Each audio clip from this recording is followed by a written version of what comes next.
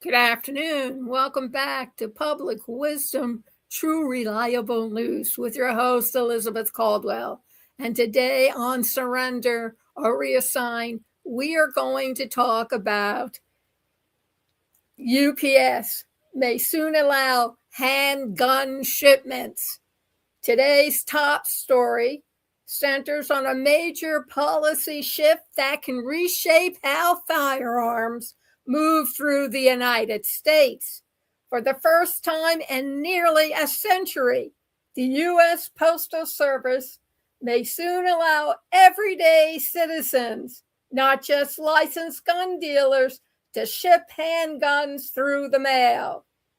This change stems from a proposed rule introduced under the Trump administration, and it's generating strong reactions on both sides. For context, since 1927, federal law has prohibited the USPS from mailing concealable weapons, firearms, unless the sender is a licensed dealer or manufacturer. Long guns, like rifles and shotguns, can be mailed today, but only if they're unloaded and securely packaged. That long-lasting restriction was challenged earlier this year when the Department of Justice issued a memo arguing that the ban violates the Second Amendment. The DOJ's position is that if Congress chooses to operate a national parcel service, it cannot refuse to ship firearms that citizens are constitutionally allowed to own.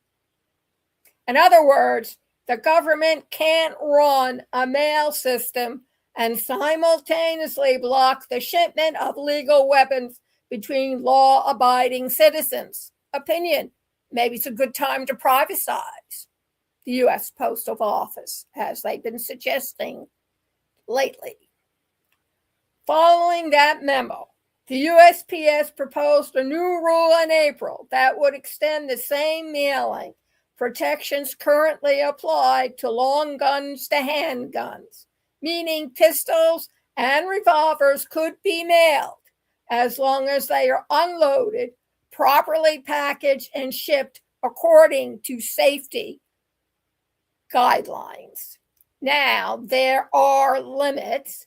Under the proposed rule, a person could ship a handgun within their own state. Shipping across state lines would only be allowed if someone mails the gun to themselves. Sort of like getting your own copyright, huh? That's a narrow exception designed to avoid interstate sales through the mail. Reactions have been intense. Gun safety advocates, including Everytown for Gun Safety, argue that this change could turn the Postal Service into what they call, quote, gun trafficking pipeline, unquote. They warn that allowing licensed individuals to mail handguns could make it easier, for felons, abusers, or straw purchasers to move illegal weapons without detection, and harder for law enforcement to track firearm movement. On the other side, gun rights supporters, including the NRA's Institute for Legislative Action, are applauding the proposal. They call it long overdue correction to what they see as an arbitrary restriction that has unfairly limited gun owners for nearly a century.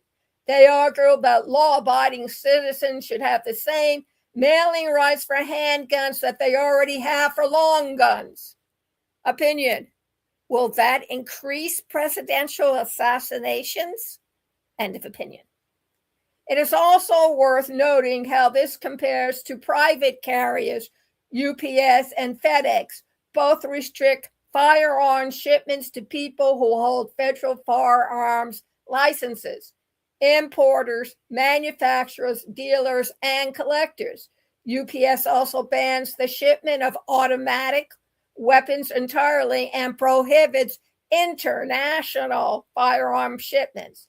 FedEx requires licensed shippers to work with an account executive before sending any firearm. So if the USPS rule is approved, it would become the most accessible shipping option for handgun owners.